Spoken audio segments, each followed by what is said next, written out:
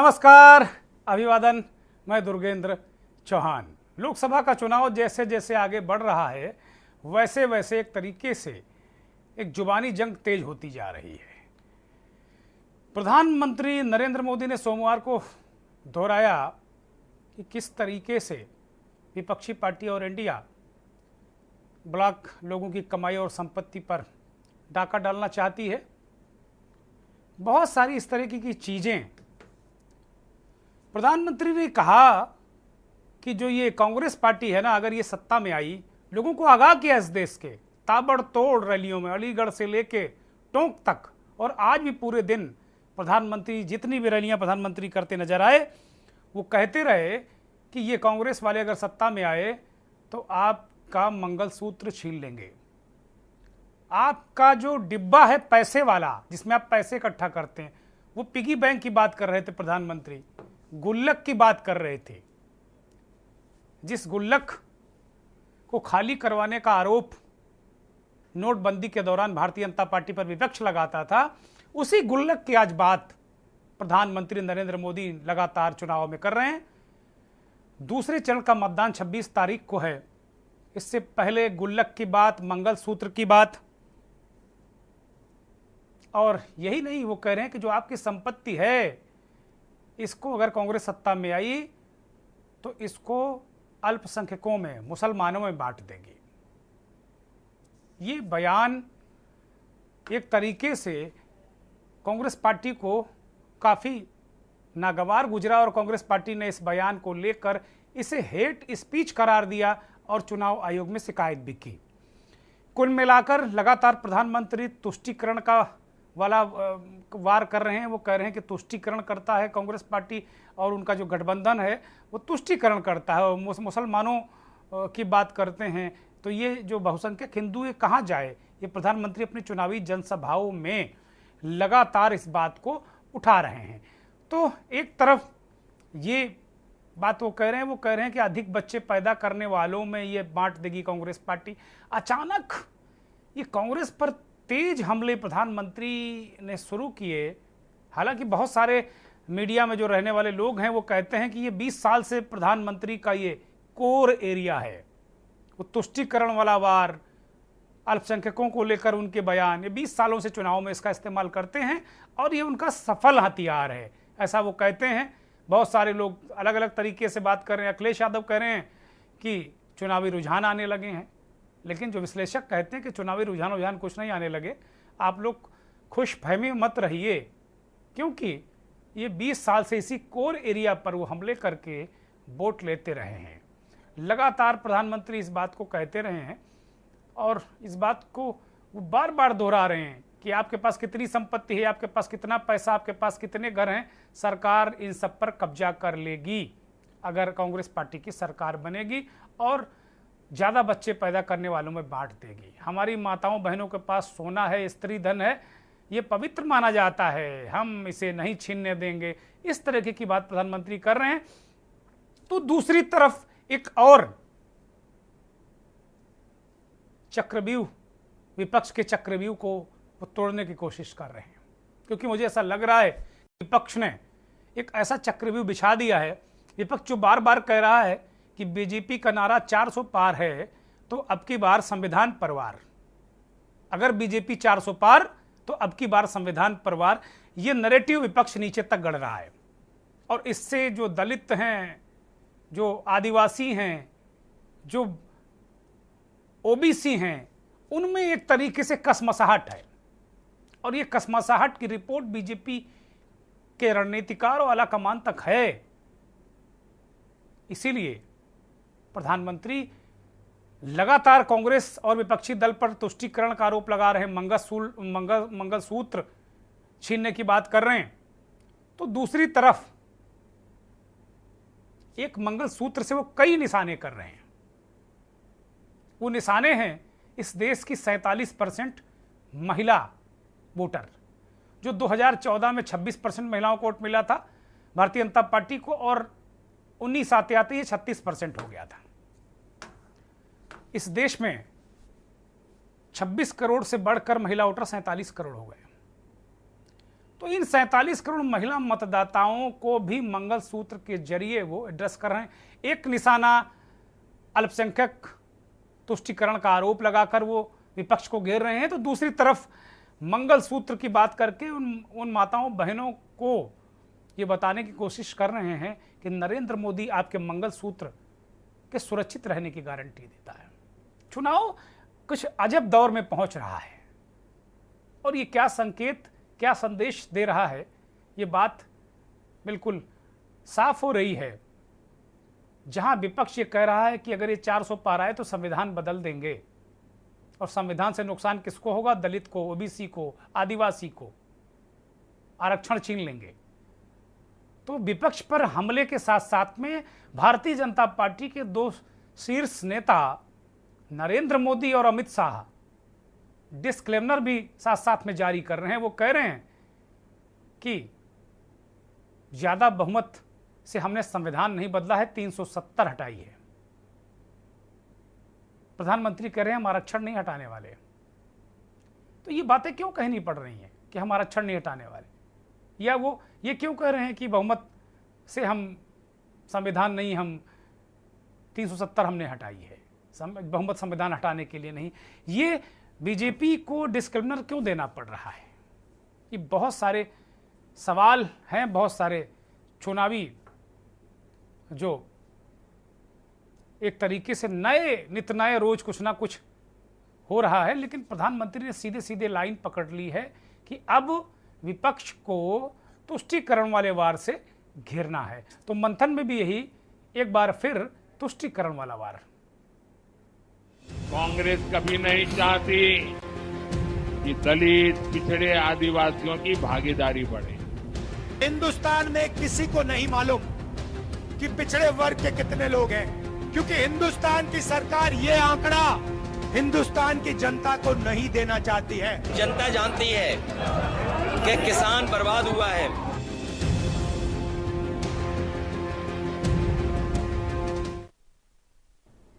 फिर एक बार तुष्टिकरण वाला वार।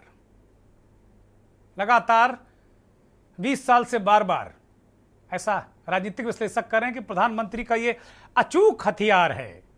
नरेंद्र मोदी जब गुजरात के मुख्यमंत्री थे, माफ कीजिएगा, प्रधानमंत्री तो देश का होता है, गुजरात के जब मुख्यमंत्री थे तब भी 20 साल पहले, 25 साल पहले यही वार करते थे वो चुनाव में, और भाजपा के नैया पार।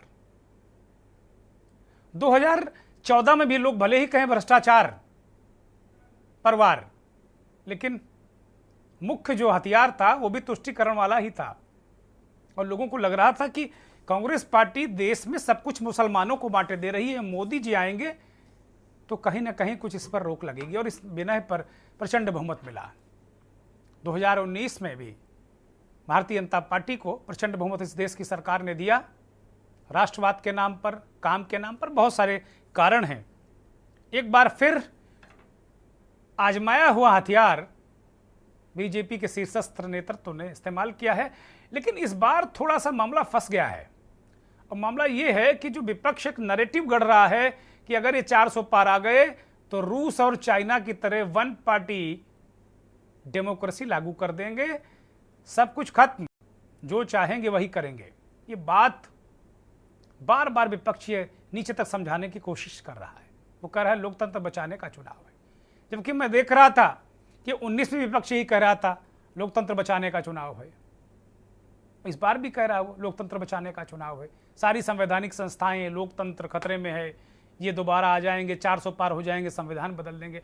लेकिन जो संविधान बदलने का नैरेटिव नीचे तक पहुंच रहा है वो दिक्कत तलब है। इस देश में 15-16% दलितों की आबादी है, 4-5% बल्कि 8% आबादी शेड्यूल ट्राइब्स की है, ओबीसी बहुत बड़ी संख्या में है। तो ये जो मतदाता है उसको एक तरीके से उसमें कसमसाहट है, और ये बीजेपी को भली भांति पता है कि अगर ये कसमसा कर इधर उधर पलट गए तो बहुत दिक्कत होगी। तो इसीलिए अब तुष्टिकरण वाला वार और 400 पार का मकसद भी अब बीजेपी समझा रही है। राहुल और मोदी आरक्षण के मुद्दे पर क्या कहते हैं, सुनिए। 2014 से पहले करीब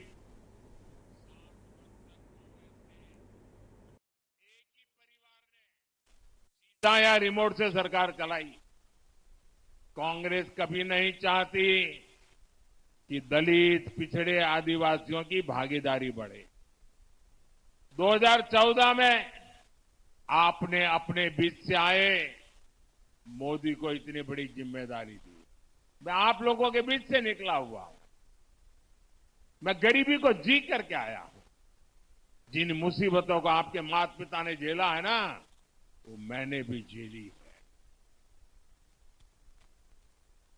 आज देखिए, इसी के कारण भाजपा ने एक दलित परिवार के बेटे को देश का राष्ट्रपति बनाया और कांग्रेस देखिए उनका भी विरोध किया। भाजपा ने देश को पहली, आजादी के इतने साल बाद पहली आदिवासी महिला राष्ट्रपति देने का फैसला किया। अब मुझे बताइए, इसमें कांग्रेस का क्या जाता था भाई? कांग्रेस ने स्वागत करना चाहिए था कि नहीं करना चाहिए था? कांग्रेस ने साथ देना चाहिए था कि नहीं देना चाहिए था? लेकिन आदिवासियों की घोर विरोधी कांग्रेस ने एक आदिवासी बेटी जब राष्ट्रपति बन रही थी, उनका भी विरोध किया और जीत गई तो अनाप शनाप बोल करके उनका अपमान भी किया। मैंने आंकड़े निकाले, भाई और बहनों, हिंदुस्तान में पिछड़े वर्ग के कितने लोग? सन्नाटा छा गया, किसी को नहीं मालूम कितने लोग हैं पिछड़े वर्ग के हिंदुस्तान में? किसी को नहीं मालूम। देखा ना, यही प्रॉब्लम है। आपको अपनी शक्ति नहीं मालूम। दलित कितने, देखो, शक्ति नहीं मालूम। आदिवासी कितने, किसी को नहीं मालूम। यही प्रॉब्लम है। मैं बताता हूं। सबसे पहले आदिवासी 8%, दलित 15%, और आज तक पिछड़ों के बारे में कोई नहीं जानता। आपकी सबसे बड़ी आबादी है, मगर हिंदुस्तान में किसी को नहीं मालूम कि पिछड़े वर्ग के कितने लोग हैं। अगर मैं अखिलेश जी से पूछूं, वो भी आपको नहीं बता पाएंगे कि आज हिंदुस्तान में पिछड़े वर्ग के कितने लोग हैं। सबसे ज्यादा हैं, मगर बता नहीं पाएंगे, क्योंकि हिंदुस्तान की सरकार ये आंकड़ा हिंदुस्तान की जनता को नहीं देना चाहती है।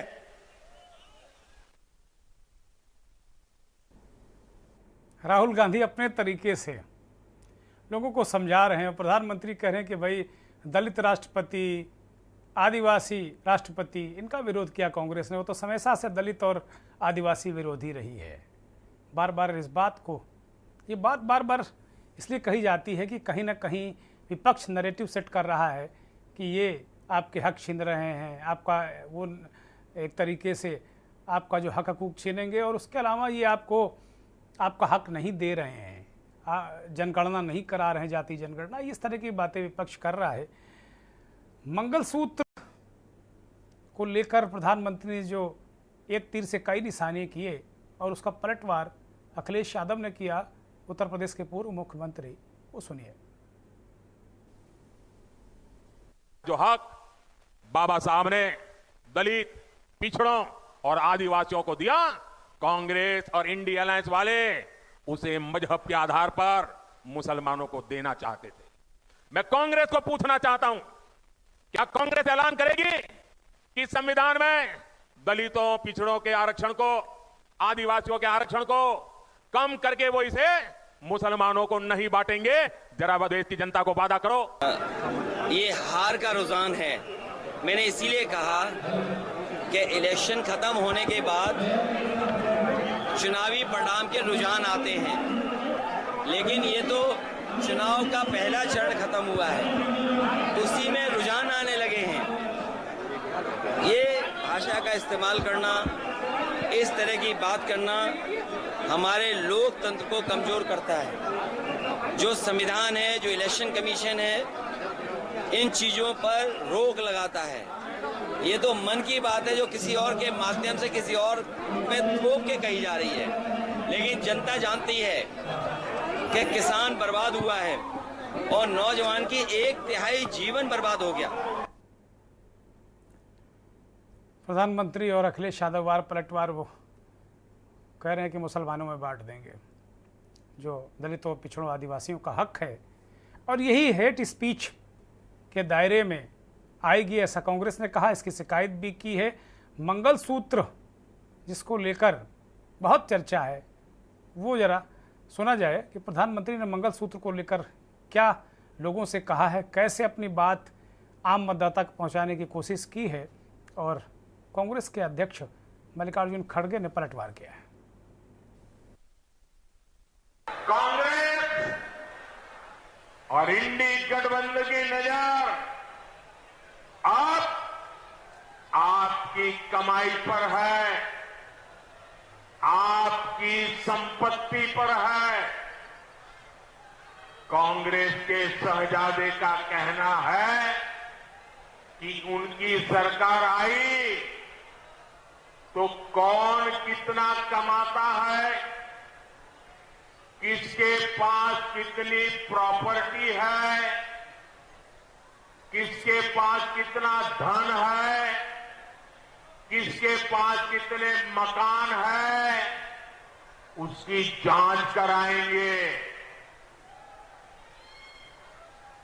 इतना ही नहीं, वो आगे कहते हैं कि ये जो संपत्ति है उनको सरकार अपने कब्जे में लेकर उसको सबको बांट देगी, ये कहते हैं। ये मैनिफेस्टो उनका कह रहा है। भाइयों बहनों, आप सोचिए, हमारी माताओं बहनों के पास सोना होता है, ये सोना अवसरों पर सिर्फ शरीर पर पहन करके प्रभाव पैदा करने के लिए नहीं होता है। हमारे देश में माताओं बहनों के पास जो सोना होता है, कितना ही कम क्यों न हो, वो स्त्री धन होता है, पवित्र माना जाता है, कानून भी उसकी रक्षा करता है। अब इनकी नजर कानून बदलकर हमारी माताओं बहनों की संपत्ति छीनने का भी खेल खेला जा रहा है। उनका मंगलसूत्र, उस पर उन लोगों की नजर है। माताओं बहनों का सोना चुराने का इरादा। ये जो लड़ाई है डेमोक्रेसी को बचाना और लोकतंत्र को बचाना और उसी तरह देश के संविधान को बचाना। जब तक देश का संविधान सुरक्षित नहीं होगा, किसी को भी कुछ मिलने वाला नहीं है। और मोदी, उनके लोग, आरएसएस के लोग, वो चाहते हैं कि ये जो संविधान है इसको निकाल। उनके बहुत से एमपी, उनके बहुत से लीडर्स हर जगह भाषण देते हैं कि बीजेपी को आप, मोदी जी को आप 2/3 मेजॉरिटी दो, इस देश का संविधान हम बदल के देंगे। क्या आप बदलना चाहते हैं? तो इसलिए लड़ना पड़ेगा, आपको लड़ना पड़ेगा अपने हकूक के हिफाजत के लिए, दूसरों के लिए नहीं। तो खड़गे जी दलितों, शोषितों, पीड़ितों का आह्वान कर रहे हैं कि भाई क्या आप संविधान बदलवाना चाहते हैं। एक अलग तरीके का पेचीदा मसला फंसा है। चुनाव में बीजेपी एक तरफ डिफेंस कर रही है और अटैक भी कर रही है ज़बरदस्त तरीके से। हमारे साथ मंथन में मेहमानों का पैनल जुड़ गया है। कुंवर जपेंद्र भारतीय जनता पार्टी के प्रवक्ता हमारे साथ जुड़े हैं, बहुत स्वागत, बहुत धन्यवाद। शैलेश सिंह कांग्रेस के प्रवक्ता हैं, बहुत धन्यवाद। सचिन सिरोहा समाजवादी पार्टी के नेता, आपका भी बहुत स्वागत। राजनीतिक विश्लेषक डॉक्टर महेंद्र निषाद हमारे साथ जुड़े हैं, डॉक्टर साहब बहुत स्वागत, बहुत धन्यवाद। इस देश की जानी मानी पत्रकार, राजनीतिक विश्लेषक मौली सेठ जी भी हमारे साथ जुड़ गई। बहुत स्वागत आपका, बहुत धन्यवाद। और राघवेंद्र सिंह राजू, राजनीतिक विश्लेषक, हमारे साथ जुड़े हुए हैं। राजू जी, आपका भी बहुत स्वागत, बहुत धन्यवाद, बहुत आभार। चर्चा की शुरुआत शैलेश सिंह से ही करते हैं। शैलेश सिंह,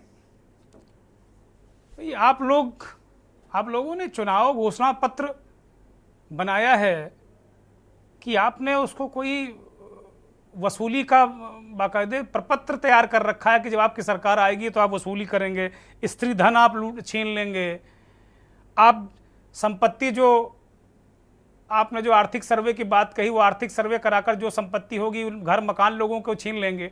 आप सरकार बनाने जा रहे हैं, सरकार बनाने के लिए चुनाव लड़ रहे हैं कि कोई ऐसी प्राइवेट लिमिटेड कंपनी बना रहे हैं जो बाकायदे लोगों का धन छीन लेगी, स्त्री धन छीन लेगी, मंगलसूत्र छीन लेगी। मतलब गजब घोषणा पत्र है आप लोगों का। और ये सब जो बहुसंख्यक लोग इस देश के कहाँ जाएंगे जब सारी चीज़ें आप अल्पसंख्यकों को ही बांट देंगे। प्रधानमंत्री बहुत चिंतित हैं और बार बार आप लोग ये भी गुमराह कर रहे हैं लोगों को कि संविधान बदल दिया जाएगा। अमित शाह जी ने आज बहुत विनम्रता से कहा है कि संविधान नहीं बदला जाएगा, हमने बहुमत मांगा है, 370 बदलने का बदल दिया। संविधान बदलने के लिए, आरक्षण खत्म करने के लिए थोड़ी हमने कहा है। आप लोग पब्लिक को गुमराह कर रहे हैं। शैलेश सिंह, सभी को नमस्कार। ऐसा है कि ये 400 पार की कहानी जब 150 तक सीमित हो गई है, तब ये हताशा में दिया हुआ बयान है और 100 में 90 बात झूठ बोलने वाले जुमलेबाज प्रधानमंत्री अपनी बात को रखते हैं। शैलेश सिंह रोक रहा हूं। शैलेश सिंह, आप रुकिए। सभी मेहमानों से मेरा अनुरोध है कि अपना माइक बंद कर लें, क्योंकि ये चर्चा बहुत अच्छे मोड में हम लोग करते हैं, बीच बीच में अलग तरीके की आवाजें आती हैं तो डिस्टर्बेंस होता है बाकी साथियों को। शैलेश सिंह कंटिन्यू करिए, बोलिए। ये हताशा साफ नजर आ रहा है कि जहां 400 पार की बात हो रही थी वहां 150 की संख्या में जब सीमित होने लगे और पहले चरण में जाकर के दिखने लगा कि यह 150 तक सीमित हो जाएंगे, उस हताशा में प्रधानमंत्री मंच पर चढ़कर 100 में 90 बात झूठ बोलते हैं और ये कहते हैं कि भाई मैनिफेस्टो में हम लोगों ने ऐसी बात लिखी है। हमारे मैनिफेस्टो में कहीं भी हिंदू मुस्लिम किसी का जिक्र नहीं है। हम सर्वधर्म और सब समाज की बात करते हैं और सभी को बराबर हक देने की बात करते हैं। मैं इसमें आपसे थोड़ा सा अनुमति चाहूंगा कि एक छोटा सा वीडियो दिखाना चाहूंगा कि इन्होंने कहा कि प्रधानमंत्री मनमोहन सिंह ने जाके माइनॉरिटी की बात कही थी और जाकर के ये सरासर झूठ बात थी। उसमें उन्होंने आदिवासी, दलित, ओबीसी और सभी वर्ग की बात की थी और उसमें माइनॉरिटी का नाम लिया था। जिस तरह से आलू से चिप्स बनाने वाली बात को जाकर के राहुल गांधी पर चिपका दिया गया, उसी तरह से मंच पर जाकर के चढ़ के ये सरासर झूठ बोलने का काम करते हैं। इतिहास ने कभी भी, भारत के इतिहास ने इतना झूठा प्रधानमंत्री और इतने जुमलेबाज ये भी प्रधानमंत्री जी ये भी कह रहे हैं कि आप लोग हनुमान जी का, आज हनुमान जयंती भी है तो आज उन्होंने कहा कि भाई हनुमान जी की गदा लिए हुए कई उसमें रैलियों में थे, वो कह रहे हैं आप लोग हनुमान चालीसा का अपमान करते हैं, राम को मानते नहीं है। और एक बहुत गंभीर आरोप है कि आप माताओं बहनों के गुल्लक को स्कैन करके उनके गुल्लक भी आप छीन लेंगे। मतलब अनगिनत आरोप। कैसे लड़ोगे चुनाव भाई शैलेश सिंह? ये बातें आई थी, मंगलसूत्र वाली बातें भी कही थी, जबकि हमारे मैनिफेस्टो में इस तरह की कोई भी बात नहीं है। और हम लोगों ने कहा है कि जो ये अडानी को पैसा बांट रहे हैं, जो अपने दोस्त उद्योगपतियों को पैसा बांट रहे हैं, वो हम आम जनता को पैसा बांटेंगे। हमारे मैनिफेस्टो में ये बात लिखी है और ये जस्ट उनका उल्टा बोलते हैं और झूठ बोलते हैं, झूठा बयानबाजी करते हैं कि जाकर के हम लोग मंगलसूत्र छीनने का काम कर रहे हैं। अरे आप एक अच्छे गरिमामय पद पे रहें, सच बात रखिए, सच का साथ दीजिए और एक अपना ये पेश कीजिए, छवि पेश कीजिए कि हाँ भाई हमने इस तरह के प्रधानमंत्री है जो बोलते हैं। आपको चिपका दिया प्रधानमंत्री ने, मुझे लगता है प्रधानमंत्री है, मुझे लगता है आपकी पार्टी, आपके नेता को चिपका दिया उन्होंने कि आप लोग ऐसा कर रहे हैं। चला था हनुमान जी, उस तरह से इस 24 के इलेक्शन में भी गदा चलेगा हनुमान जी पर और इन भाजपाइयों को हनुमान जी का गदा से पिटाई होगी और ये लोग 150 पे ही रुक जाएंगे। चलिए, अब आप, हमको लगता है आप ज्यादा खुशफहमी में हैं आप लोग। कुंवर जपेंद्र सिंह, मैं आपके पास आ रहा हूं। भाई प्रधानमंत्री जी ने तो बहुत गजब की बातें कही इधर 3-4 दिन के अंदर, और उनकी एक स्पीच जो कह रहे हैं कि मुसलमानों में बांट देंगे, क्या एक बहुत संवैधानिक पद पर बैठे हुए व्यक्ति को क्या हिंदू मुस्लिम करना चाहिए, वो भी चुनाव के वक्त? ऐसा करना चाहिए क्या उन्हें? और वो गुल्लक की बात कर रहे हैं कि गुल्लक पे नजर है। जब नोटबंदी उन्होंने की थी तब गुल्लक से पैसा बहनों का नहीं निकला था, तब वो स्त्री धन नहीं था। कुंवर जपेंद्र, सवाल तुष्टीकरण की राजनीति का है और सच बहुत कड़वा होता है। वो चाहे जीवन के किसी भी क्षेत्र में, समाज के किसी भी क्षेत्र में सच अगर बोला जाता है तो डेफिनेटली सच में मिठास नहीं होती, सच में कड़वाहट होती है। आप ये बताइए, आज प्रधानमंत्री जी ने अगर एक मुस्लिम शब्द का इस्तेमाल करा तो क्या इस मुस्लिम शब्द को लेकर कांग्रेस ने आजादी से पहले और आजादी के बाद 76 वर्षों तक जब जब कांग्रेस का शासन रहा, क्या तुष्टीकरण की राजनीति नहीं करी? क्या मुस्लिम्स को वोट बैंक बनाकर इस देश के संविधान को कमजोर करने का प्रयास नहीं करा? आप लोकतंत्र बचाने की बात करते हैं। लोकतंत्र तो आप 76 सालों से बचाते आ रहे हैं और उससे पहले जब ब्रिटानिया हुकूमत ने आपको पावर ट्रांसफर करा था, क्या हुआ था देश में? तो सच्चाइयां सबके सामने हैं। अगर हम सच्चाइयों की बात करें तो वो कड़वाहट लिए हुए होती हैं और वो कड़वाहट इसलिए निकलकर बाहर आनी आवश्यक होती है कि ये वो देश है जिस देश में आजादी के 76 वर्षों के बाद आज एक ऐसे प्रधानमंत्री आए हैं जो देश को 4 वर्गों में विभाजित करते हैं, महिला, युवा, किसान और गरीब। कि भाई ये देश में ये 4 जातियां हैं और इन 4 जातियों के विकास को लेकर हम संजीदा हैं। और 76 वर्षों से आजादी के 76 वर्ष हो गए और उसके बाद जब 2014 में भारतीय जनता पार्टी की सरकार आई तो ये राष्ट्र विकासशील राष्ट्र ही बना हुआ है। तो इसे विकसित राष्ट्र बनाने के लिए हमें जात पात से बाहर निकलकर एक एजेंडे के ऊपर समान रूप से काम करना होगा। लेकिन नहीं, कांग्रेस को जात पात से प्रेम है क्योंकि ईस्ट इंडिया कंपनी से पावर ट्रांसफर हुआ था ना। देश को बांटो, फूट डालो और राज करो की नीति किसकी थी? तो जिन लोगों की हमेशा फूट डालो और राज करो की नीति रही है और वही कांग्रेस का एक एजेंडा रहा है, तो ठीक है, माननीय प्रधानमंत्री जी ने एक शब्द का इस्तेमाल करा, उसे अनच्छे नहीं कहना चाहिए। 2019 के चुनाव हम बीच में नहीं बोले, प्लीज हम बीच में नहीं। अभी शैलेश सिंह उनको बोलने दीजिए, उन्होंने आपको नहीं टोका, हम सुन रहे थे। अगर हमें सुनने की क्षमता है तो आप लोग भी सुनने की क्षमता रखिए। बोलिए। जनता पार्टी 10 साल से काम कर रही है, 10 साल से बोलने लग गई और आप लोग एक्सपोज होने लगे और आप लोग अपना आपा खोने लग जाते हैं। प्लीज हम बीच में नहीं टोकते। आपको जितनी आलोचना करनी है भारतीय जनता पार्टी की नीतियों की करिए, हम सहर्ष स्वीकार करते हैं। अगर हम में दमखम होगा, हमारी विचारधारा में दम होगा, हमारी नीतियों में दम होगा तो हम निश्चित तौर पर आपको जवाब देंगे। तो 800 वर्षों की गुलामी जिस देश ने झेली हो, जात पात क्षेत्रवाद में बटकर झेली हो, जौहर हुए हैं, स्त्रियों ने अपने आप को अगन भेंट कर दिया हो, तो आप उस देश में कांग्रेस संविधान बचाने की बात करती है, लोकतंत्र बचाने की बात करती है। ऐतिहासिक तथ्यों की तरफ अगर हम जाने लगे ना तो आप हमसे 12 घंटे बुलवा लीजिए, इनके पास जवाब नहीं होगा। आप लोगों के पास इतिहास है, मैं मानता हूं लंबा इतिहास है और आपका जो बातचीत हो इतिहास में ही आप लोग ज्यादा बोलते हैं। मैं एक ब्रेक ले रहा हूं। वर्तमान में मैं रोक रहा हूं आपको, मैं रोक रहा हूं चूंकि मुझे ब्रेक लेना है। एक ब्रेक लेता हूं और ब्रेक के पार मुझे लगता है चर्चा बहुत दिलचस्प होने वाली है। आप देख रहे हैं के न्यूज, खबरों का सारथी। कि दलित, पिछड़े, आदिवासियों की भागीदारी बढ़े।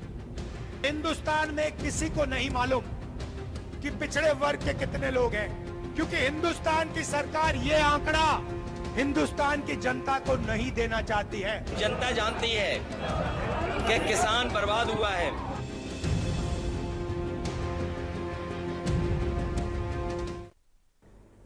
फिर एक बार तुष्टीकरण वाला वार। प्रधानमंत्री नरेंद्र मोदी लगातार विपक्ष और खासतौर पर कांग्रेस पार्टी को घेर रहे हैं कि वो तुष्टीकरण करते हैं। प्रधानमंत्री ने आगाह किया इस देश की जनता को कि अगर कांग्रेस सत्ता में आई तो आपकी संपत्ति जब्त हो जाएगी और ये संपत्ति जब्त करके वो मुसलमानों में बांट देगी। ये आरोप जो लगा है, इसके जवाब में कांग्रेस पार्टी चुनाव आयोग गई है और इसे हेट स्पीच करार देने की मांग की है। प्रधानमंत्री ने स्त्री धन की बात की कि कांग्रेस पार्टी स्त्री धन छीन लेगी। शहजादे लगातार जो कह रहे हैं इस बात को लेकर उन्होंने राहुल गांधी की तरफ इशारा किया। महिलाओं की जो पिगी बैंक है, जो वो गुल्लक रखती हैं घर में, अब पता नहीं रखती हैं कि नहीं रखती हैं आजकल, लेकिन उन्होंने इशारा किया कि उसका भी स्कैन होगा कि आपके पास कितना पैसा है, आपने कितनी बचत कर रखी है। बहुत सारी इस तरह चीज़ें हैं। 47 करोड़ मतदाताओं को भी प्रधानमंत्री ने अपने इस संदेश के जरिए प्रभावित करने की कोशिश की और बीजेपी को लगातार महिला वोटर ज़्यादा पसंद भी कर रहे हैं, लगातार 14 से लेकर अब तक। हमारे साथ बहुत ही वरिष्ठ पत्रकार राजनीतिक विश्लेषक मौली सेठ जी जुड़ी हुई हैं। मौली जी, प्रधानमंत्री ने बहुत ज़बरदस्त तरीके से हमले किए हैं विपक्ष पर और ख़ासतौर पर कांग्रेस पार्टी को। एक तो पहली बात यह है कि भारतीय जनता पार्टी लगातार ये कह रही थी कि भाई कांग्रेस का तो अस्तित्व खत्म हो गया, कांग्रेस मुक्त भारत। अभी भी कहा जा रहा है कि भाई 40 नहीं आएंगे तुम्हारे, और 400 पार बीजेपी और कांग्रेस 40। लेकिन अब प्रधानमंत्री और भारतीय जनता पार्टी के बहुत सारे नेता कह रहे हैं कि कांग्रेस पार्टी अगर सत्ता में आई, अगर ये सत्ता में आए, तो क्या आपको ऐसा लग रहा है या बीजेपी को भी लग रहा है क्या कि इस तरह की संभावनाएं, आशंकाएं, जो भी आप कहिए, क्या बन रही हैं कि लगातार प्रधानमंत्री जी को कहना पड़ रहा? फिर चूंकि आप महिला पत्रकार हैं, मैं आपको डिस्क्रिमिनेट नहीं करता, आप लेकिन एक महिला होने के नाते बहुत संवेदनशील तरीके से आप सोचती भी हैं और महिला अधिकारों के लिए आपने बहुत लंबी लड़ाई लड़ी है, कलम से भी और अपने आंदोलनों के जरिए भी। ये जो स्त्री धन की बात प्रधानमंत्री कर रहे हैं कि भाई ये आएंगे तो मंगलसूत्र छीन लेंगे, ये बहुत संवेदनशील मुद्दा है। एक नारी का जो मंगलसूत्र है वो मुझे लगता है जान से प्यारा होता है और उसके छीनने की बात कर रहे हैं। फिर वो गुल्लक तक भी गए प्रधानमंत्री, कह रहे हैं कि भाई वो जो डिब्बा होता है पैसा रखने का, डिब्बा शब्द पर उन्होंने प्रयोग किया, उसको भी स्कैन करेंगे। और कांग्रेस को उन्होंने कहा अर्बन नक्सली हैं ये आपका पैसा, आपका मकान सब छीन लेंगे और ये बांट देंगे मुसलमानों में। तो मंगलसूत्र, गुल्लक, इन मुद्दों को एड्रेस करने की कोशिश प्रधानमंत्री कर रहे हैं। इसे आप किस तरीके से देख रही हैं, एक विश्लेषक होने के नाते, एक बहुत ही गंभीर पत्रकार होने के नाते? मौली जी, मैं सबसे पहले तो एक चीज आपको कहूंगी कि अगर संवेदनशीलता ना हो तो जब संवेदनशीलता का दिखावा होने लगता है तो वो कुछ ऐसा ही बहुत भोतरा सा, बहुत आघात पहुंचाने वाला होने लगता है।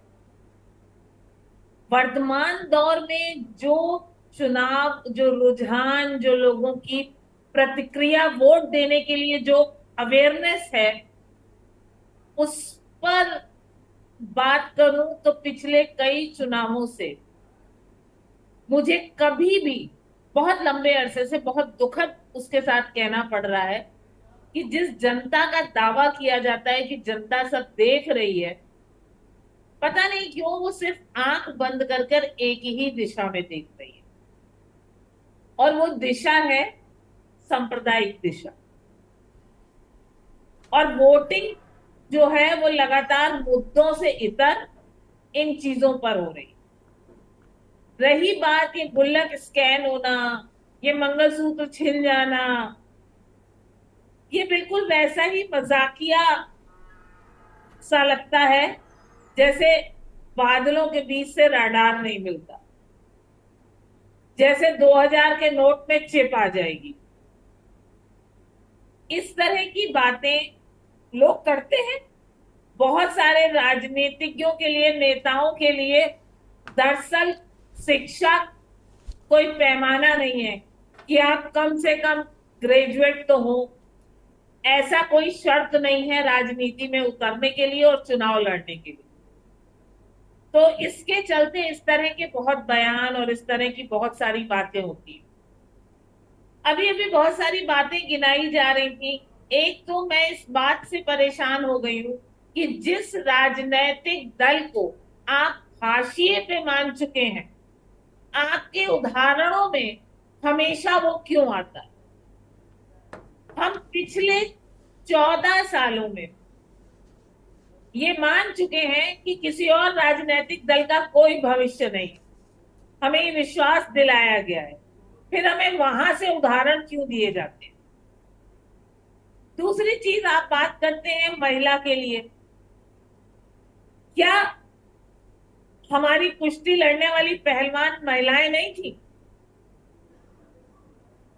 क्या हुआ? महिलाओं के साथ निरंतर बढ़ते अपराध, क्या हो रहा है उस पे? एक और चीज सामने आती है, डिस्क्रिमिनेशन हम नहीं कर रहे हैं, हम तो सबको बराबर मान रहे हैं, फिर भी कभी खाने के नाम पे, कभी उनकी वैवाहिक व्यवस्थाओं के नाम पे सारी विरोधी कानून, सारी विरोधी बातें वहां क्यों हो रही है? और अगर आप उसके पक्षधर नहीं है तो रोक लगाने के लिए आप क्या कर रहे हैं? मनमोहन सिंह एक कठपुतली प्रधानमंत्री थे, हमने भी मान लिया, बहुत पहले ही मान लिया था, लगातार वोट दे रहे हैं दूसरी पार्टी को। लेकिन एक प्रधानमंत्री जो पूरा का पूरा 3 सत्र गुजार देता है और एक प्रेस कॉन्फ्रेंस नहीं करता, बोलता बहुत है लेकिन प्रेस कॉन्फ्रेंस नहीं करता, उसे हम क्या कहेंगे? और मैं किसी पार्टी या उसकी बात ही नहीं कर रही, मैं सिर्फ ये कह रही हूं कि हम मुद्दों की बात क्यों नहीं करते हैं? हम इस तरह के आरोप प्रत्यारोपों में उलझ के अभी भी अगर आप डिबेट को फ्री छोड़ दें, हर राजनीतिक दल का प्रवक्ता एक दूसरे पे लांछन लगाता नजर आएगा, फैक्चुअल सिचुएशन क्या है इस पर कोई बात ही नहीं कर रहा है। अजीब केओस है इस देश में। हम लोकसभा के चुनावों में बात कर रहे हैं कि 70 साल पहले क्या हुआ था। अरे जब हम आजाद हुए थे उस समय की परिस्थितियां क्या है? नहीं, 800 साल जाइए, 70 नहीं रोमी मौली जी, 800 साल। कब गुलाम रहे हम? 800 साल गुलामी। हाँ, 800 साल की गुलामी इसलिए नहीं आई थी कि खिलजी आ गया था। जौहर की प्रथा विद्यमान थी, सती प्रथा विद्यमान थी, तो किस बात को हम वो कर रहे हैं? और हम कहते हैं कि हमारा इतिहास की जब आप बात करते हैं, पृथ्वीराज चौहान मुगलों से नहीं लड़ा, पृथ्वीराज चौहान की मदद करने हुमायूं आया था किसी और से युद्ध करने के लिए। तो आप किसके विरोधी हैं? पहले ये तो पता कीजिए। कहने के लिए जुमले उछाल देना, एक दूसरे पे आरोप लगा देना, इस देश के लिए आप क्या कर रहे हैं? मैं फील्ड में हूं, मैं जानती हूं, रोजगार नहीं है, शिक्षा की सुविधाएं नहीं है, मूलभूत चिकित्सा की सुविधाएं नहीं है। क्या फर्क पड़ता है कि इस देश में मुसलमान होगा या नहीं होगा? क्या मेरे बच्चे को नौकरी मिलेगी? 1000 रुपए से ऊपर का सिलेंडर क्या सिर्फ मुसलमानों के लिए है? हिंदुओं के लिए को कम नाम देना पड़ रहा है? नहीं ना। ठीक है मौली जी मैं रुक रहा हूं आपको। मैं जरा कुंवर जप्पेन से जवाब ले लेता हूं। बताइए भाई, क्या अलग अलग सिलेंडर, अलग अलग कीमत और बहुत सारे मुद्दे उन्होंने उठाए हैं, जरा संक्षिप्त में दीजिएगा जवाब, मुझे और भी लोगों से बात करनी है। बोलिए। देखिए, देश आज राजनीतिक, सामाजिक और धार्मिक चेतना के बहुत बड़े परिवर्तन से गुजर रहा है, और राजनीतिक विज्ञान और राजनीतिक दर्शन, हम जितने भी डिबेटर्स बैठे हैं, हम किसी दिन इस पे चर्चा कर लेते हैं कि राजनीतिक विज्ञान और राजनीतिक दर्शन का भारत की संस्कृति और भारत की राजनीति से क्या संबंध रहा है, और भविष्य की योजनाओं के लिए इस पे क्या चीज आवश्यक है, ये तो अपना अपना थॉट प्रोसेस है। और जिन लोगों को देश और देशवासियों की चिंता है, देश के भविष्य की चिंता है, वो इसकी अहमियत को समझते हैं। बाकी राजनीति तो इस देश में होती आई है, तुष्टीकरण की राजनीति भी होती आई है। बात तुष्टीकरण पे ही है, तुष्टीकरण पे। डॉक्टर महेंद्र निषाद, मैं आपके पास आ रहा हूं। प्रधानमंत्री कह रहे हैं कि भाई ये सब तुष्टीकरण, मंगलसूत्र छीन के बट जाएगा, मकान बट जाएगा, उसमें दलित, शोषित, पीड़ित सबका मकान छीनेगा, वही भी कह रहे हैं। और लगातार हम आज देख रहे हैं कि आज गियर 2 भी लगा है। पहला गियर तो प्रधानमंत्री ने 2-3 दिन से लगा रखा है और लगातार हमले कर रहे हैं, लेकिन दूसरा गियर उन्होंने आज लगाया है, वो डिस्क्लेमर का है। बहुत सारे लोगों ने भ्रम फैला रखा है कि संविधान बदल जाएगा इस देश का, 400 पार होंगे तो संविधान बदल देंगे, आरक्षण छीन लेंगे। खड़गे जी को भी मैंने सुना है, वो भी कह रहे हैं कि बदल देंगे। ये नैरेटिव विपक्ष जो सेट कर रहा है नीचे, आज प्रधानमंत्री जी ने उस पर भी कहा कि हम आरक्षण नहीं हटाने वाले। अमित शाह ने कहा कि जो ये बहुमत हम मांग रहे हैं या जो हमारा बहुमत था वो 370 हटाने के लिए था, संविधान बदलने के लिए नहीं। डॉक्टर निषाद सभी को नमस्कार। दुर्गेश जी एक बात ये कहा जा सकता है यहाँ पे कि जिसको जितना बड़ा माइक मिल गया है और जिसको जितना बड़ा स्पेस मिल गया है वो उसी दायरे तक सोच रहा है। ये राजनीति हो रही है, यहाँ सत्ता की बात हो रही है, यहाँ कोई प्रवचन नहीं हो रहा है। मैं तो आश्चर्य में हूं, जिस देश 140 करोड़ भारतीयों जनसंख्या वाले हमारे देश का प्रधानमंत्री ऐसा वक्तव्य दे रहे हैं जैसा महसूस हो रहा है कि किसी पंडाल में कुछ लोगों को बुला करके एक प्रवचन बोला जा रहा है। ये बताइए कि जो कांग्रेस का मैनिफेस्टो के आधार पर जो डिस्कशन चल रहा है उसमें जितनी भी बातें माननीय प्रधानमंत्री जी बोल रहे हैं उसमें एक भी चीज उससे मैच नहीं खा रहा है। आप तुष्टीकरण की बात कर रहे हैं, इतिहास की बात कर रहे हैं, आप 2047 की बात कर रहे हैं। कहां है, कौन सी दुनिया में? ये कोई प्रवचन नहीं है। इस देश की जनता जागरूक हो चुकी है, ये समझ रही है कि कल हमारे बच्चे का फीस कैसे हमने जमा करना है। कल हमारी बिटिया अगर ग्रेजुएशन कर ले रही है, पढ़ाई कर ले रही है, तो उसके जॉब के लिए, उसके वैकेंसी के लिए क्या है, क्या आधार है। ऐसा तो मैं तो आश्चर्य हो रहा हूं जैसे कि कोई धर्म के अनुयायी, जैसे जिस तरह से मान लीजिए कोई किसी धर्म को मानता है, चाहे जो कोई संत। डॉक्टर साहब अगर कोई व्यक्ति डॉक्टर साहब कोई व्यक्ति अगर सांस्कृतिक चेतना जगा रहा है तो क्या दिक्कत है आपको? राष्ट्रीय चेतना वो जगा रहे हैं, सांस्कृतिक चेतना वो जगा रहे हैं। धर्म हम भी हिंदू हैं, हम भी धर्म को मानते हैं। हम भी एक संस्कृति से, इसी हिंदू संस्कृति से बिलोंग करते हैं। वो हमारा आस्था, वो हमारे अपने जगह पे, हमारे घर से लेकर के हमारे मंदिरों तक है। ये राजनीति है। राजनीति में अगर मुझे प्रसाद चढ़ाने के लिए मेरे पास पैसा नहीं रहेगा और मुझे ऐसा फील नहीं होगा कि मेरे पास कोई पावर है, तो फिर ये संविधान से रिलेटेड अगर हमको सपोर्ट नहीं मिलेगा तो हम क्या करेंगे? प्रधानमंत्री जी बोलना क्या चाहते हैं इस देश की जनता को? हम तो आश्चर्य में हैं। उनको बहुत सारे लोग सुन रहे हैं और उनको बहुत सारे अनुयायी हो गए हैं। बताते हैं विश्व की और भारत की सबसे बड़ी पार्टी है। मैं 15 साल काम किया हूं भारतीय जनता पार्टी में, और हम ऐसे वर्ग को भारतीय जनता पार्टी के साथ लेकर के गए हैं जो अति पिछड़ा समाज का सबसे बड़ा समूह है, मछुआरा समाज। दावे के साथ मैं कहता हूं कि जो 40,000 करोड़ रुपए का इन्होंने बजट लाया था मछुआरों के लिए, प्रधानमंत्री जी केवल 500 लोगों का नाम बता दें कि हमने 500 लोगों को सुविधा दिया। 500 मछुआरों की बात कर रहा हूं जनाब। यही उत्तर प्रदेश की बात है। मत्स्य मंत्रालय अलग कराया गया, 25 करोड़ का बजट मांगा गया। उसमें आज तक डॉक्टर संजय निषाद लेटर लेकर के घूम रहे हैं कि आज दे दो, कल दे दो, कल दे दो। खाता तक नहीं खुला था। आप क्या बात कर रहे हैं? कहां लेकर के जा रहे हैं देश को? वो आगाह कर रहे हैं, यहां तक पहुंचा डॉक्टर निषाद वो आगाह कर रहे हैं कि मंगलसूत्र छिन जाएगा, संपत्ति छिन जाएगी। तो उनका तो धन्यवाद करना चाहिए इस देश की जनता का। इस देश की जनता धन्यवाद करे प्रधानमंत्री जी का कि वो आगाह कर रहे हैं कि लुटेरों की सरकार आने वाली है। साहब, जो बटुआ में, जो खोना में, जो क्या कहते हैं, बर्तन में, जो अनाज में, आटा में, गेहूं में हमारी माताएं बहनें 100, 200, 500, 1000, 2000 पहले बचा करके रखी थी, वो तो उन्होंने 2016 में ले लिया।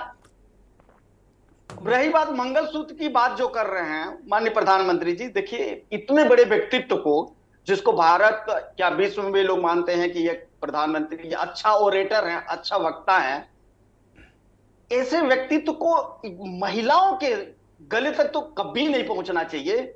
ये मतलब एक आम आदमी समझकर, आम आदमी भाई वो कह रहे हैं माताएं बहनें हैं, उनका रक्षा कवच हैं। अगर वो अपनी माताओं बहनों की चिंता ना करें, आपके मुताबिक प्रधानमंत्री डॉक्टर निषाद, माताओं बहनों की चिंता ना करें, वो उनके गुल्लक की वो चिंता ना करें। आप कह रहे हो 2016 में पैसे निकाल लिए, तो 16 से अब तक गुल्लक फिर भरी होगी ना, तो उसकी तो चिंता करें वो ना। दुर्गेश जी, उनके जो हमारी माताएं हैं, उनके बच्चों के लिए, उनके भाइयों के लिए, उनके पति के लिए जॉब वैकेंसी ये कहां है? आप बता दीजिए ना। इतने साल में 10 साल का समय हो गया, कितने भाइयों को जॉब दिया गया? कितने ऐसे लोग, ऐसे माताएं हैं जिनके पति अपने बजट में, जो आम नागरिक है, अपर मिडिल क्लास है, मिडिल क्लास है, लोअर क्लास है, कौन से ऐसा ग्रोथ कर गया जो अडानी के पैरेलल में उनका 1.5 गुना 2 गुना और 100 गुना 150 गुना उनका बजट बढ़ गया? ठीक है डॉक्टर निषाद, मैं आता हूं आपके पास। चर्चा में राघवेंद्र राजू को शामिल करते हैं। राघवेंद्र राजू, लगातार प्रधानमंत्री जी आगाह कर रहे हैं कि भाई ये जो कांग्रेस पार्टी की तरफ कर रहे हैं, अभी वो इंडिया गठबंधन या इंडी गठबंधन जो कहते हैं, उसके बजाय उनका सारा फोकस कांग्रेस पार्टी पर है। और वो उत्तर प्रदेश की रैलियों में, अलीगढ़ की रैलियों में कांग्रेस पर हमला कर रहे हैं। कांग्रेस का वहां संगठन भी नहीं है, और उत्तर प्रदेश में तो कांग्रेस बिल्कुल मृतप्राय स्थिति में है। बतौर राजनीतिक विश्लेषक आपको क्या लग रहा है राघवेंद्र राजू, अगर अलीगढ़ में प्रधानमंत्री कहें कि मंगलसूत्र छिन जाएगा और ताला लग जाएगा, तो क्या इसे कहा जाएगा? फिर उत्तर प्रदेश में कांग्रेस की हैसियत नहीं है।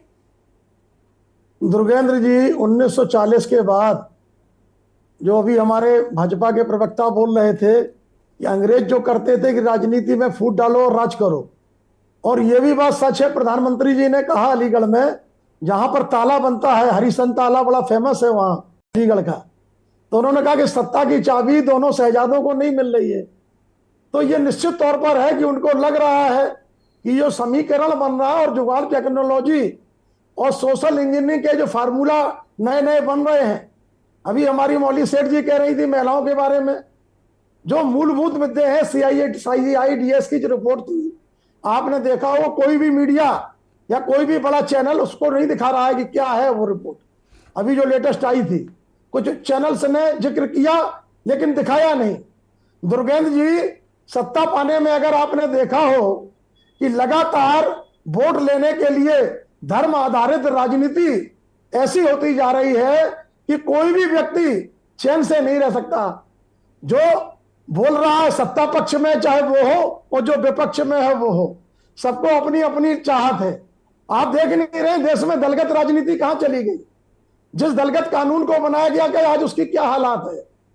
कहने का तात्पर्य सिर्फ यह है कि आपने देखा हो जम्मू कश्मीर में 370 धारा हटाई गई, लेकिन उस हटाने के बाद आपने देखा होगा पूर्व DGP थे SP वैद साहब, उन्होंने लिखा था क्या जम्मू कश्मीर में धारा 370 हटाने के बाद वहां पर कश्मीरी पंडितों को बसा दिया गया?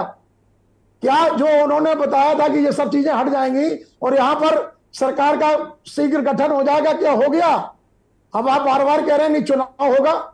हमारा कहने का राघवेंद्र जी एक बार और मौका दीजिए ना।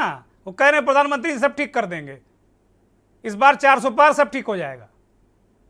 पर यह है कि जो आज जो बात हमारी बहन ने कही और महेंद्र जी की भी बात सही है कि हम विश्व गुरु बनना चाहते हैं, और जब हम भारत को आत्मनिर्भर बनाने की बात कह रहे हैं तो तुष्टीकरण या संतुष्टीकरण, और एक जगह प्रधानमंत्री जी ने कहा भी कि तुष्टीकरण या तृप्तिकरण।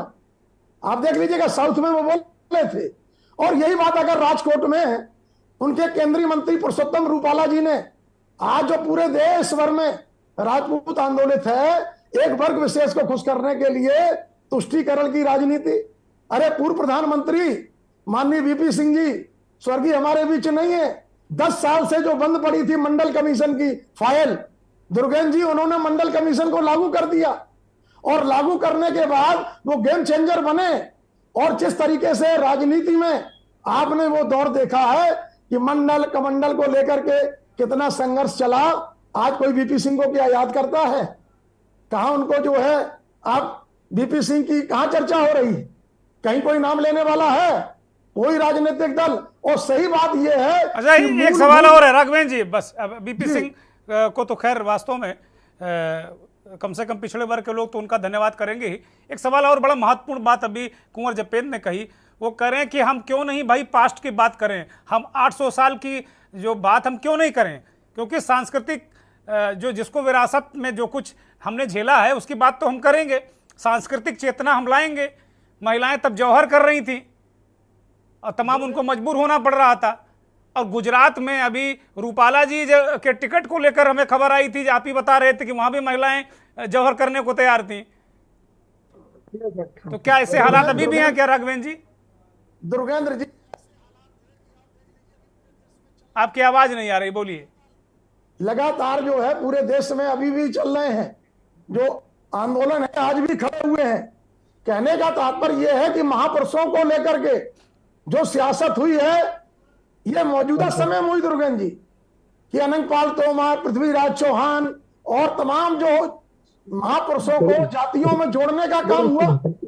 हमारे किसी भी राजनीतिक व्यक्तित्व ने केवल वोट की राजनीति कि कहीं हमारा वोट खराब ना हो जाए, उन्होंने कोई भी आकर के सही इतिहास को कहां प्रस्तुत किया? नहीं बीजेपी, नहीं राघवेंद्र जी मैं रोक रहा हूं आपको, रोक रहा हूं। इसी भाई इन्हीं महापुरुषों को जिनको याद नहीं किया गया आज तक आजादी के बाद, बीजेपी उन्हों को तो याद करती है, उन्हीं को तो याद करती है ना। गलत क्या कर रही वो?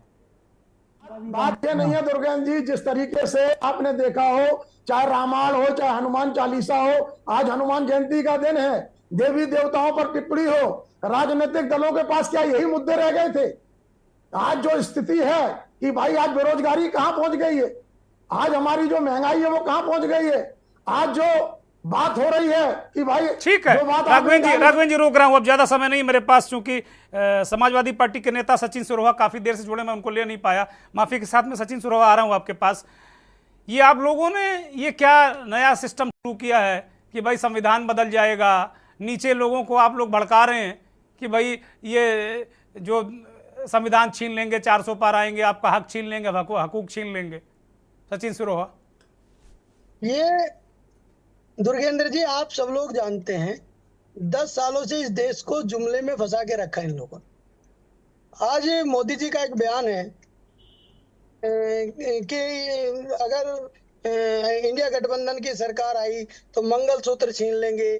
उनका अमित शाह जी का एक बयान है कि हम मुस्लिमों का जो 4% आरक्षण है वो लेके दूसरे दलित समाज के लोगों को दे देंगे। आखिर चुनाव हिंदू मुस्लिम पाकिस्तान जिन्ना इन्हीं मुद्दों पे क्यों ये लोग चुनाव लड़ना चाहते हैं? ये कभी किसान की बात नहीं करते, युवा की बात नहीं करते, बेरोजगार की बात नहीं करते। तो ये इन लोगों को सिवाय इस देश को बांटने के अलावा इनके पास और कोई मुद्दे नहीं। माफी के साथ मैं रोक रहा हूं आपको। कुंवर जपेंद्र 20 सेकंड में आपको दूंगा, फिर कार्यक्रम खत्म करूंगा। कुंवर जपेंद्र, देश के प्रधानमंत्री ने देश को 4 वर्गों में बांटा है और उसका खुला ऐलान किया है, महिला, युवा, बेरोजगार और किसान।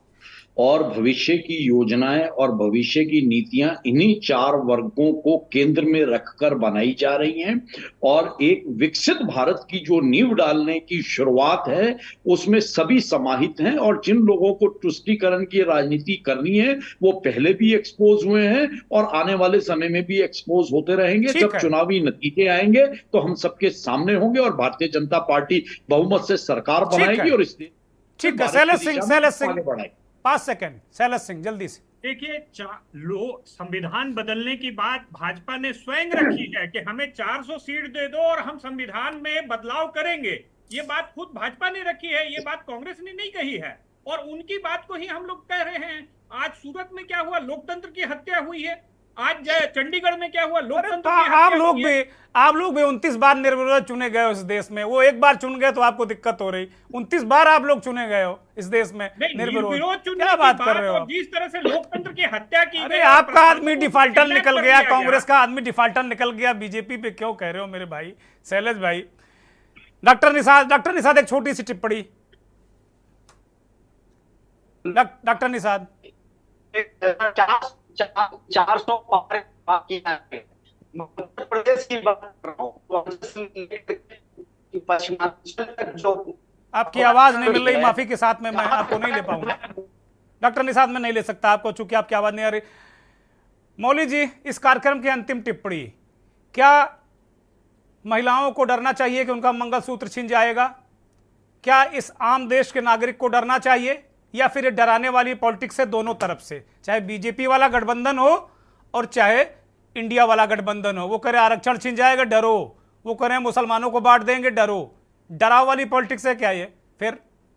जी, शुद्ध रूप से डराने वाली राजनीति चल रही है, और जो बात की जा रही है मैं उसी की बात करूंगी जो अभी मुद्दे उठाए गए।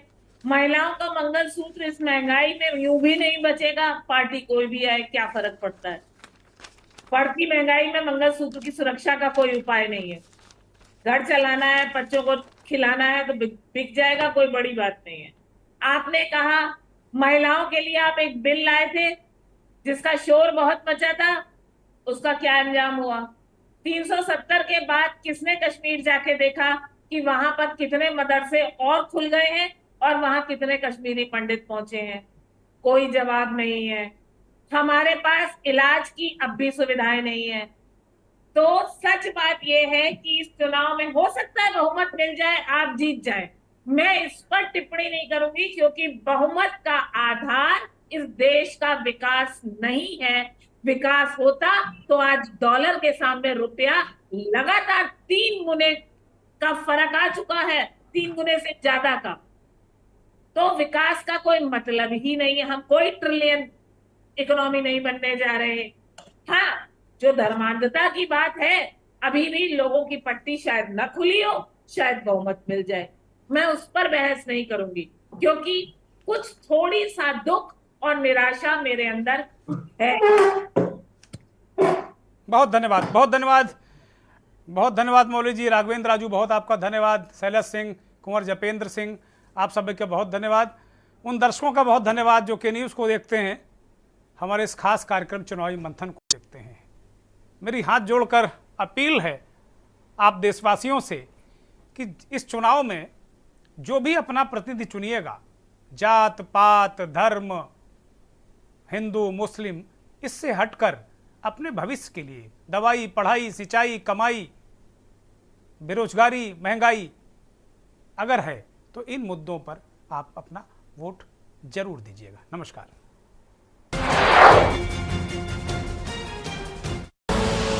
आप देख रहे हैं के न्यूज़, खबरों का सारथी।